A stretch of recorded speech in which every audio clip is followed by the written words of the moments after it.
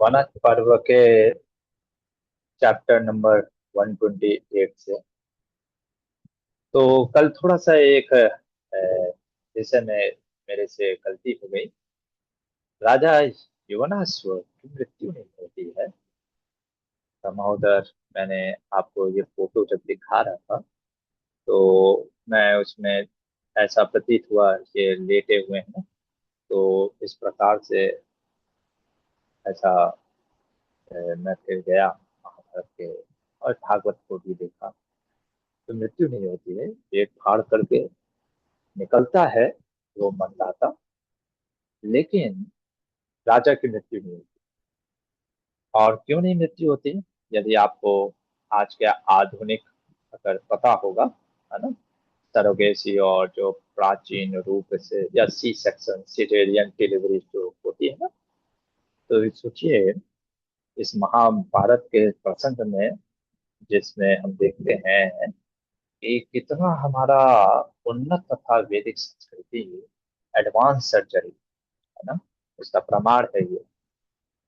तो जैसे हम कल बात कर रहे थे ना, आर्टिफिशियल वूम मेल प्रेगनेंसी रिसर्च के, जिसको आज तथा एक प्राचीन रूप में जो साइंटिस्ट जेनेटिक्स में, है ना, वो हार्मोनल ट्रांसफॉर्मेशन, डीएनए, आरएनए, तो ये सब चीजें पहले, है ना, मंत्रों के द्वारा, मंत्र में बहुत ताकत होती है। तो मुख्यतः उद्देश्य महाभारत में जो हम प्रसंग देख रहे हैं, ये प्रसंग इसलिए ये कथा सुनाई जा रही है क्योंकि उन तीर्थ स्थानों पे, यमुना के तट पे, जो हमारे राजा युधिष्ठिर हैं, उनको बताते हैं लोमस ऋषि की इसी तट पे कई यज्ञ किए थे राजा मंदाता। तो मंदाता के विषय में प्रश्न पूछ रहे हैं। और इसी बहाने हमारे वैदिक मंत्रों की महिमा, और खास करके कितना एडवांस टेक्नोलॉजी था पहले के। अब वो आपका, अब लोग बोलते हैं तो फिर अब क्यों नहीं? देखिए, वैदिक संस्कृति का एक उद्देश्य आप जान सकते हैं, आपकी योग्यता के अनुसार ज्ञान दिया जाता है। आज के जैसे कई बार मैंने इसको महाभारत में भी आपको बताया। अब आप एक टेररिस्ट को सिखा दो प्लेन चलाना, तो वो प्लेन क्या करेगा? प्लेन का हाईजैक करके वो 9/11 का केस। तो उस वैदिक संस्कृति में सिर्फ यही नहीं देखा जाता था, कल आपको इसके बारे में बहुत सुंदर पता चलेगा कि दान कैसे दिया जाता है, दान किसको दिया जाता है, और दान देते वक्त क्या चेतना होती है। और सबसे बड़ी बात कि हम जो ज्ञान भी लेते हैं, इवन दो किसको ज्ञान देना चाहिए, किसको डिसाइपल बनाना चाहिए, किसको किस चीज के बारे में बताना चाहिए, इस सब का वैदिक संस्कृति में ऐसे नहीं कि जो भी आया उसको ज्ञान देते चले जाओ, है ना। आप देखो कितने लोग भक्ति का हम लोग प्रचार कर रहे हैं। आप अपने, हम किसी की निंदा नहीं कर रहे हैं, पर आप देखो कितने लोग भक्ति ले पाते हैं, है ना। जो लोग प्रचार में लगे होंगे उनको पता होगा, है ना। कितने लोगों को हम बोलते हैं गीता भागवत महाभारत क्लास में, और कितने आते हैं? संभव नहीं है हर किसी के लिए वो चीज, क्योंकि इसीलिए पुण्य बढ़ाना होता है अपना, है ना। अब जैसे किसी ने प्रश्न किया, प्रभु जी हम देखते हैं कि इतने धार्मिक पुण्य राजाएं होते थे, फिर भी इनको संतान नहीं हो रहा है ना। तो क्या ये सब जो आर्टिफिशियल आजकल जो क्या बोलते हैं, है ना, टेस्ट ट्यूब बेबी, ये सारे इत्यादि, क्या उस समय ये सारी चीजें टेक्नोलॉजी नहीं थी क्या? अरे सब टेक्नोलॉजी था। बात हो रही है धार्मिक संतान की उत्पत्ति की। आपको क्या लगता है राजा दशरथ को ये सब टेक्नोलॉजी नहीं पता था? वो तो बड़े आराम से टेस्ट ट्यूब बेबी करके बच्चा पैदा कर सकते हैं। लेकिन धार्मिक राजा हमेशा ये सोचता है, अच्छा धार्मिक भी छोड़ो, हर माता पिता सोचते हैं मेरा बच्चा अच्छा निकले, है ना। हम चाहते हैं बीज अच्छा हो, है ना। बीज अच्छा होने के लिए खेत भी तो उपजाऊ होना चाहिए, है ना। वो स्थान, वो फील्ड भी तो वैसा होना चाहिए। तो फल सबको ही अच्छा चाहता है, लेकिन फल अच्छा होने के लिए कर्म भी अच्छे होने चाहिए। तो क्या ये राजाओं के कर्म अच्छे नहीं होते थे? देखिए, लॉ ऑफ कर्मा बहुत ही सूक्ष्म कार्य करता है। आपने 10 अच्छे कार्य किए और 10 गलत कार्य किए हैं, है ना, ऐसा नहीं होता है कि 10 - 10 जीरो हो गया। वो 10 अच्छे कार्य के भी फल मिलेंगे और 10 बुरे कार्य के भी फल मिलेंगे, और आज के एक प्रसंग में आप देखने को मिलेगा, है ना। दूसरा चीज, एक बात आप जान लीजिए, धर्मशास्त्र ये कभी नहीं कहता कि आप फल मिलेगा पर आपको उसी समय मिलेगा, ये कहीं नहीं लिखा है। जैसे सिंपल सा आप लीजिए, इस सब चीजों को मॉडर्न टेक्नोलॉजी से भी समझ सकते हैं, मॉडर्न पर्सपेक्टिव से। आप जब जाते हो किसी काम के लिए, सपोज करिए आपके घर का नाला ठीक करना है, सिंपल सा, प्लम्बर के पास जाते हो, एक ही दिन में आ जाता है क्या? कारपेंटर के पास जाते हो, ये भी छोड़ो, आप किसी दफ्तर में, सरकारी दफ्तर में जाते हो, सरकारी दफ्तर में अपने आवेदन को देते हो, एक ही दिन में वो कर देते हैं क्या काम? हम तो कई बार, जैसे हम अपने गुरुकुल के लिए कई बार लोगों से दान, मतलब CSR के लिए बोलते हैं, है ना, जैसे हमारे गुरु जी लोग जा रहे हैं, 10 चक्कर लगाते हैं कलेक्टर, है ना, अरे नहीं नहीं नहीं, अरे अभी असाइन बस करना है उनको, है ना, बस साइन, अरे हम बहुत बिजी हैं, है ना। सोचो, एक साधारण व्यक्ति एक कार्य कराने के लिए इतना, मतलब हमको कार्य कर, और हम सोचते हैं अरे हमने यज्ञ किया, तुरंत हमको फल मिलना चाहिए, है। ऐसे नहीं कार्य होता है ना। इसलिए संयम रखना पड़ता है, अनुशासन रखना पड़ता है, और साथ ही साथ हमको धैर्य रखना पड़ता है, इसलिए उत्साह निश्चय धैर्य। अब भक्ति में आते हैं, भक्त 2 दिन करते हैं भक्ति, अब कहते हैं प्रभु जी नाम जप कर रहे हैं, क्यों हमको प्रेम नहीं मिल रहा है? अब कितने साल से नाम जप कर रहे हैं प्रभु जी? 2 साल। हाँ, वो 2 साल नहीं भी, एक दिन में वो प्रेम दे सकता है, पर क्या आप उसके लिए तत्पर है ना। हमसे तो रोज सुबह उठा नहीं जा रहा है, और हम प्रेम की बात करते हैं। हमसे रोज क्लास आया नहीं जा रहा है, और हम प्रेम की बात करते हैं। तो इसलिए पात्रता बढ़ाइए, है ना। तीसरा प्रश्न पूछा गया, इतने रानियों के साथ विवाह क्यों किया जाता है ना? क्या ये काम के लिए? देखिए, ये बात हो रही है बहुत प्राचीन काल की। प्राचीन काल की सभ्यताएं अलग थी जो आज की सभ्यताएं। ये बहुत ही, हम इसको आसानी से समझ सकते हैं, है ना। क्या बोलते हैं आजकल, जेन जी बोलते हैं, जेन अल्फा, क्या चल रहा है मेरे को भी नहीं पता। जेन अल्फा, जेन जी और मिलेनियल, ये सब। आप खुद सोचिए, 30 साल पहले जो संस्कार था या सभ्यता थी भारत की, अगर मैं बात करूँ, क्या आज आप वही देखते हो? नहीं, बहुत बदलाव हो गया। मैं तो अपने जीवन में खुद देखता हूँ, काशी वाराणसी पूरा बदल गया है। पहले वाराणसी में कहीं भी मैं स्लॉटर हाउस नहीं देखता था, खास करके जहां मैं रहता था गंगा तट कितना, आज बगल बगल में स्लॉटर हाउस खुला है ना, शराब के ठेके खुले हैं। पूरा सभ्यता चेंज हो गया। तो उस समय की सभ्यता, उस समय की संस्कृति, इतने रानियों के साथ विवाह क्यों हुआ करता था? क्योंकि प्रायः लोग ब्रह्मचारी बन जाते थे, है ना। प्रायः जो थे वो साधु संत के, क्योंकि सतयुग था, है ना, किसी का विवाह में था ही नहीं, ठीक है। तो इसलिए अब स्त्रियां, है ना, तो स्त्रियों से कौन विवाह करे? तो इसलिए राजा, क्योंकि राजा के पास इतना धन होता था, है ना, वो स्त्रियों को संभाल सकते थे, इसलिए 100 रानियां। अच्छा, किस लिए इतना रानियां वो करते थे? जैसे सोम राजा खुद बोलते हैं, है ना। सोम राजा कहते हैं अपने पुरोहित को कि मैंने 100 रानियों से इसीलिए विवाह किया, उसका कारण एकमात्र था कि मुझे संतान की उत्पत्ति हो सके। अच्छा, क्यों संतान की उत्पत्ति के लिए कार्य करते थे राजा? क्योंकि कई कारण होते थे। एक कारण तो ये था कि कौन हमारी धर्म व राज्य के परंपरा को बढ़ाएगा, और दूसरा कारण, यही तो राजाओं का धार्मिक चेतना था। पहले के लोग सिर्फ लिव इन रिलेशनशिप में आके रहना नहीं चाहते थे कि आओ मजे करो, बस खत्म। नहीं, वो संतान की उत्पत्ति देखिए। संतान जो माताएं होंगी वो जानती होंगी, खास करके जो माता पिता हैं, कितना कष्ट से जाना पड़ता है ना, खास करके माताओं को, है ना। रात के 2 बजे बच्चा रोने लग जाए, अब रोना स्टार्ट किया तो रोते ही रह जाएगा, है ना। फिर वो शांति नहीं बैठेगा। माताएं फिर रात भर, फिर दिन में बच्चा सो रहा है ना, वो तो रात भर जागा, वो दिन में सोता है, अब माताओं को काम करना पड़ता है। तो इसको ही आजकल इसीलिए ना लोग रिस्पॉन्सिबिलिटी नहीं लेना चाहते, ये जस्ट वांट सेंस ग्रेटिफिकेशन। और प्रभुपाद जी लिखते भी हैं, विवाह का सिर्फ एकमात्र उद्देश्य है संतान, अच्छे संतान की उत्पत्ति कराना, है ना। तो इसलिए इन कारणों से, इन चीजों को देखते हुए हमें भी, ये हम क्यों पढ़ रहे हैं, ताकि इनको पढ़ने से हमारे अंदर धर्म और पुण्य बढ़ेगा ना, महाभारत के। तो ये कई कारण होते हैं, और इन चीजों को रख करके हम ये महाभारत की कथा को सुन रहे हैं। चलिए, तो कल हमने देखा सोमक जो राजा थे, है ना। अब एक पुत्र हुआ उनको 100 रानियों से। अब एक पुत्र हुआ तो सभी का ध्यान उस पुत्र पे ही रहा। पुत्र रत्न मिल गया, राज्य को बढ़ाने वाला।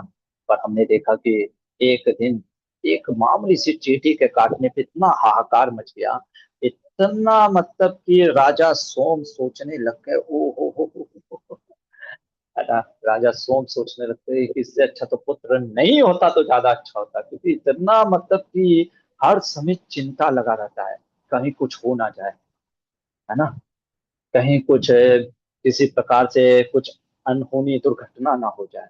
कुछ मेरे पास ज्यादा और संतानें होती हैं तो कम से कम ये मेरे को इतना टेंशन नहीं होता कि अरे कौन राज्य चलाएगा, क्या मतलब कहीं कुछ हो ना जाए। तब वहां पे जो उनके पुरोहित थे, पुरोहित जो कि कह लीजिए काउंसलर या मेंटर आज के पर्सपेक्टिव में, उन्होंने कहा राजा मैं तुम्हारे लिए एक कार्य कर सकता हूं जिससे 100 पुत्र होंगे, है ना। देखो, वैदिक संस्कृति में सब चीज का सॉल्यूशन दिया है, लेकिन बड़ा सोच समझ करके सॉल्यूशन देना भी चाहिए। ये आज की कथा वास्तव में उन टीचरों के लिए विशेषकर ज्यादा है ना, जो कि काउंसलर और मेंटर हैं। क्या होता है, तो राजा ने बोला सोमदत्त के, मैं रेडी हूँ, आप बताइए, कोई भी चीज बताइए, मैं करने को रेडी हूँ। पुरोहित कहते हैं कर पाओगे, कहते हैं हाँ बिल्कुल करूंगा। कहते हैं कि तुमको इस बालक का बलि देना होगा। बलि? हाँ। कैसा बलि? आपको क्या करना होगा, मैं एक यज्ञ आरंभ करूंगा। अपने इस पुत्र जिसका नाम होता है जंतु, इस जंतु को क्या करना होगा, आपको उस यज्ञ में आहुति देना होगा।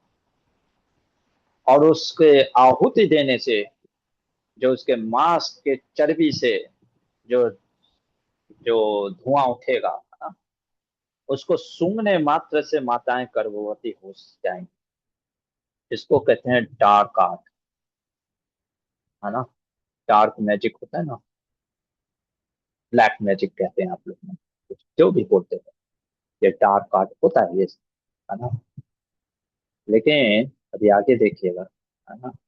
इसलिए बड़ा सोच समझ करके हम जीवन के कोई भी चीज करते हैं ना, तो बहुत सोच समझ करके सुझाव भी देना चाहिए और करना भी चाहिए, ready to accept the responsibility.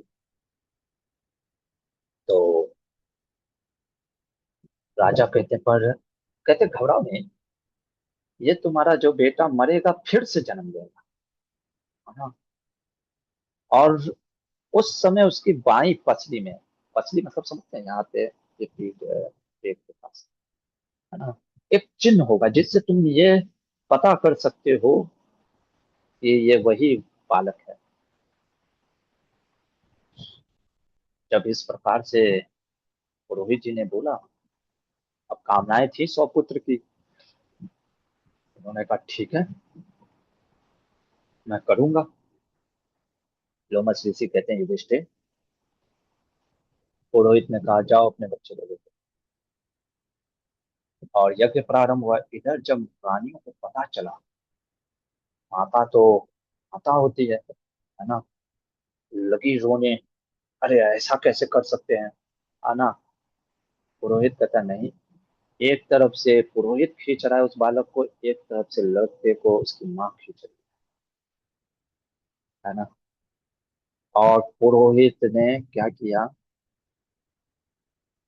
क्या मतलब कि राजा का आदेश था, सब रानियां सिर्फ रो रही हैं और उसी अग्नि में, है ना, इस बालक को आहुति दे दी गई। देखिए महाभारत में इसका वर्णन है, इसका अर्थ नहीं है कि ये करना है। शास्त्रों में हर चीज दिया है, शास्त्रों में डिस्क्राइब किया गया है everything. It is not prescribe. Prescription and descriptions are two different thing. कुछ चीज शास्त्र में लिखी है, दैट डज नॉट मीन वो आपको बोली जा रही है करने के लिए, है ना। जैसे बहुत सारे मार्ग होते हैं, जरूरी नहीं कि हमको हर मार्ग में घुसना है और हर चीज मुझे सीखना है। करेक्ट। तो वो चीज है। तो क्योंकि उसके परिणाम भी अभी आप देखिएगा क्या होता है। तो इसने आहुति दे दी, है ना। और उस आहुति के देते ही जो उसके धुएं से जो धुआं उठा, है ना, सारे जो गंध को सूंघ करके सारी माताएं, है ना, वो कुछ महीने बाद गर्भवती हो गई। और फिर 10 मास के बाद सभी स्त्रियां, जो रानियां थी, 100 रानियां, सभी रानियां गर्भवती होने के कारण 100 संतान की प्राप्ति हुई। और राजा ने देखा कि उनका जो बड़ा बेटा था, जो जिस रानी से उनको पुत्र उत्पन्न हुआ था, वो वही रानी से फिर से उसको वही बालक उत्पन्न हुआ जो कि जंतु था, है ना। और उसके चिन्ह भी था जो कि सुनहरा चिन्ह, जैसे कि स्पष्ट दिखाई दे रहा था उसकी पसली में। अब और सबसे श्रेष्ठ होने के कारण उसमें गुण भी श्रेष्ठ थे। पर इधर क्या हुआ, कुछ काल के बाद पुरोहित जी, स्वर्गवास हम कहते हैं ना, कोई भी मर जाता है तो कहते हैं स्वर्गवास हो गया, है ना।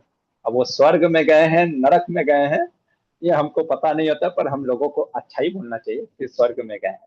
पर अब देख लेते हैं कहाँ गए हैं हमारे पुरोहित जी, इतना भयंकर कार्य कराने के कारण।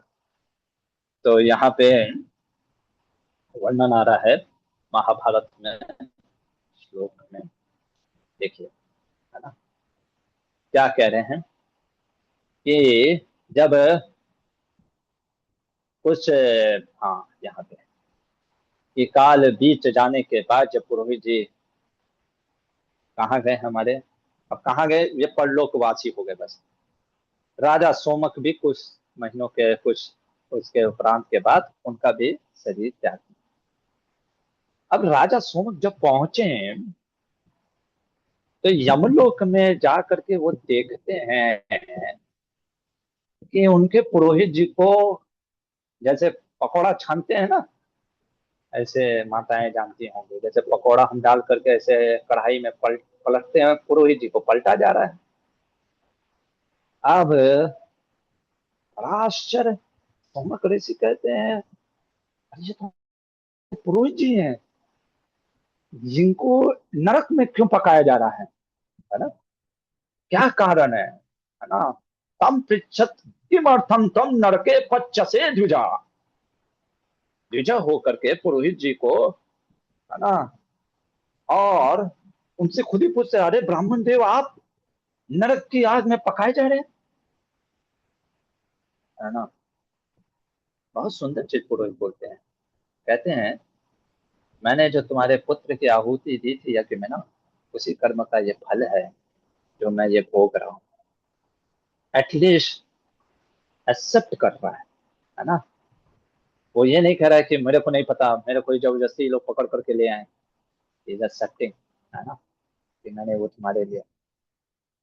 ये देख करके तुरंत राजा धर्मराज यानी यमराज से पूछते हैं कि भगवान, आप इसको नरक में क्यों दे रहे हो, तुमको छोड़ दीजिए, उन्होंने तो मेरे लिए किया था, है ना। अगर नरक में भेजना है तो मुझे भेजो, है ना, उनको क्यों भेज रहे हो। तब धर्मराज कहते हैं, देखो, तुमको भी नरक मिलेगा। क्योंकि तुम भी कम नहीं हो, है ना। तुमने भी यज्ञ में उसमें सहायता किया, लेकिन आइडिया किसका था?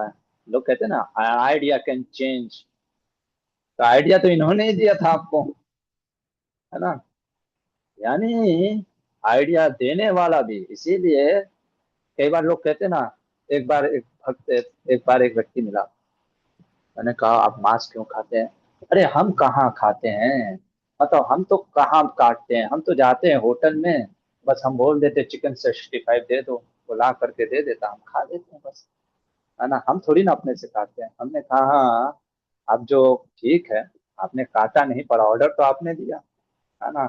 ऑर्डर देने वाला भी, सर्व करने वाला भी, पकाने वाला भी, सबको सब कर्मा लगता है। और खाने वाला तो सबसे ज्यादा, क्योंकि इनिशिएट कौन करता है वो इम्पोर्टेंट है। सबसे जरा ज्यादा कर्मा उसी को लगता है। हमको खाने की इच्छा है, इसलिए वो काटा जा रहा है। तो उसका इनिशिएटिव कौन है? तुमने आइडिया डाला राजा को, है ना। इसलिए सबसे ज्यादा नरक कौन भोगा, या भोग रहे हैं, हमारे राजा के पुरोहित जी। खैर, है ना। पर ये मेन चीज नहीं है। मेन चीज महाभारत ये दिखा रहा है, गुरु के प्रति निष्ठा, है ना। सोमक ऋषि कहते हैं, सोमक कहते हैं राजा सोमक, अगर ऐसी बात है तो एक काम करिए, है ना। मुझे कोई उपाय बताइए जिससे कि मेरे पुरोहित जी को, देखो कितना कृतज्ञ होना चाहिए। ये महान व्यक्तियों की पहचान होती है। वो ये नहीं करा, अच्छा चलो ठीक है पुरोहित जी, आप थोड़ा सा नरक में टल जाओ, मैं चलता हूँ स्वर्ग में, आनंद लेकर के आता हूँ, थैंक यू वेरी मच, कोई बात नहीं। कई बार लोग थोड़ा सा ना ऐसे ऊपरी ऊपरी बोल देते हैं, अरे प्रभु जी बहुत कष्ट है, हम जानते हैं, ठीक है, तो आप कष्ट में रहिए, हम थोड़ा सा आते हैं। That is not the way, है ना। कृतज्ञता होना चाहिए। ग्रेटफुलनेस सबसे बड़ा। रामायण में एक, हमारे हर हाल ही में एक प्रभु जी बोल देते हैं, है ना। भगवान राम कहते हैं, तुलसीदास जी कहते हैं रामचरितमानस में, जो कृतज्ञ नहीं होता है ना, ग्रेटफुल नहीं होता है ना, उससे बड़ा पाप कुछ नहीं है।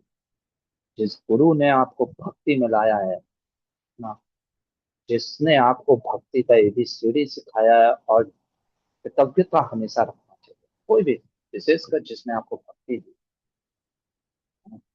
क्योंकि ऐसे अकृतज्ञ व्यक्ति को तो शास्त्र कहते हैं कि उनके लिए नरक भी नहीं है। खैर, यहाँ पे धर्मराज बोलते हैं, ठीक है, यदि तुम चाहते हो कि तुम्हारे, एक काम करो, है ना, तुम भी इनके साथ रह लो, है ना, और तुम्हारे पुण्य से इनको थोड़ा सा कष्ट कम होगा, और अपना पुण्य दे करके राजा सोम ने वहीं पे, वो दोनों, राजा सोम, मतलब कितना घंघोर पाप था, पुण्य देने के बाद भी कुछ वर्षों तक, हो सकता है अगर 100 वर्ष नरक में रहना था तो अब 10 वर्ष वो नरक के पाप कर्मों को फल भोगा दोनों ने। और फिर उसके बाद उत्तम गति को प्राप्त हुआ। व्योमस ऋषि कहते हैं, हे धर्मराज युधिष्ठिर, यही है वो तट जहाँ पे ऐसे गुरु प्रेमी नरेश सोमक हुए हैं, और उन्होंने इसी तट पे क्या किया, क्या, है ना। तो आओ, यहाँ पे तुम भी विश्राम करो, और तट पे स्नान करो। अब आगे बढ़ते हैं। अब व्योमस जी कहते हैं कि ये जो तट है, अब यहाँ पे ये ये द्वार है, किसका? ये द्वार है कुरुक्षेत्र का। लेकिन हम यहाँ पे एक रात से ज्यादा नहीं रुकेंगे।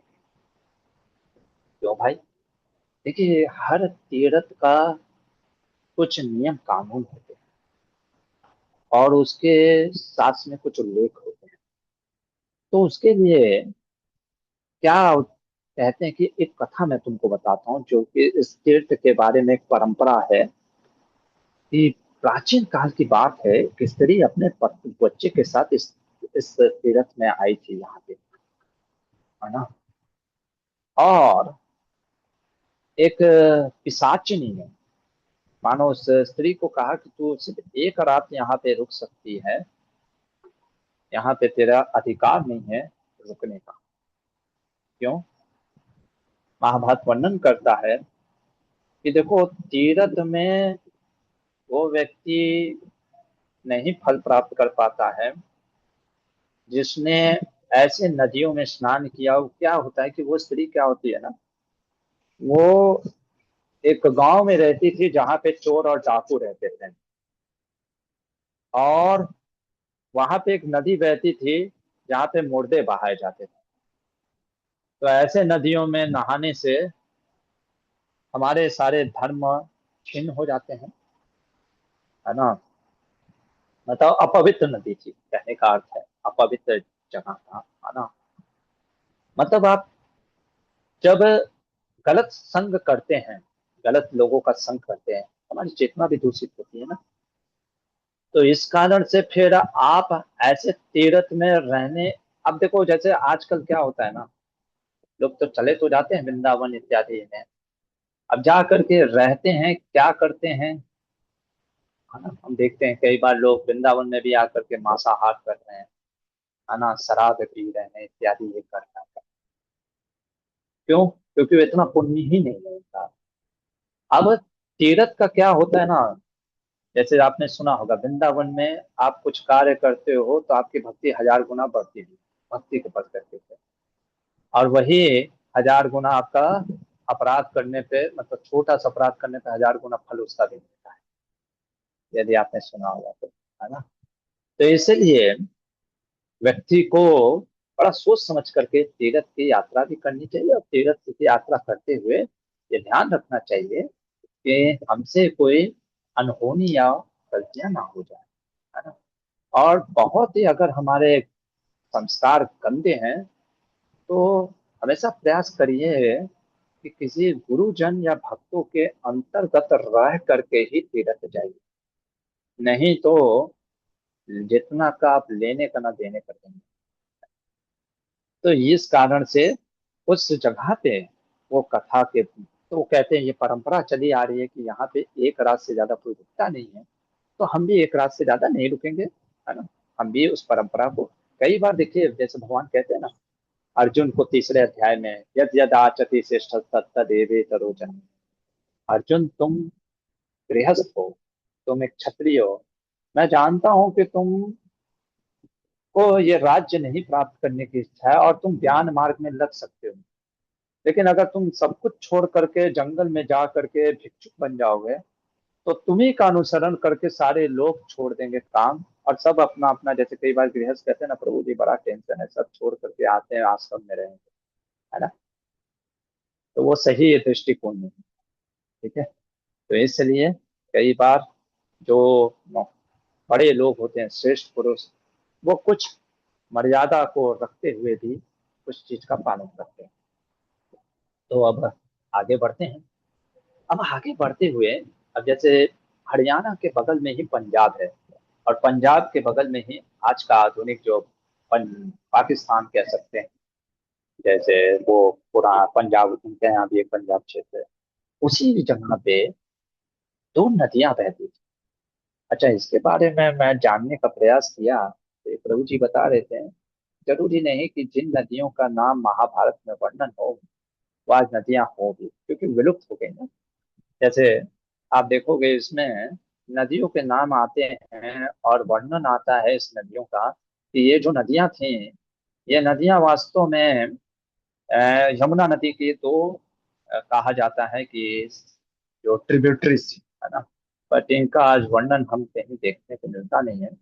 तो हो सकता है कि ये, है ना, जलाम और चोपजलाम, उपजलाम, है ना, जला और उपजला करके दो नदियां थी। वहीं पे ये राजा उसीनर ने यज्ञ किया था। अब ये राजा उसीनर कौन थे, और इनके बारे में वर्णन करते हुए कहते हैं कि मानो इंद्र और अग्निदेव राजा उस नर के महत्व को समझने के लिए उनके राज्यसभा में आके सोचो। देवता अपनी राज्यसभा छोड़ करके एक साधारण मनुष्य के राज्यसभा में आए हैं, है ना। पर किस रूप में आए हैं और क्यों आए हैं, इन सारी कथाओं को अब हम कल देखें। फिलहाल के लिए यहीं पे रुकते हैं। यदि किसी का कोई प्रश्न है तो पूछ लीजिए। हरे कृष्ण।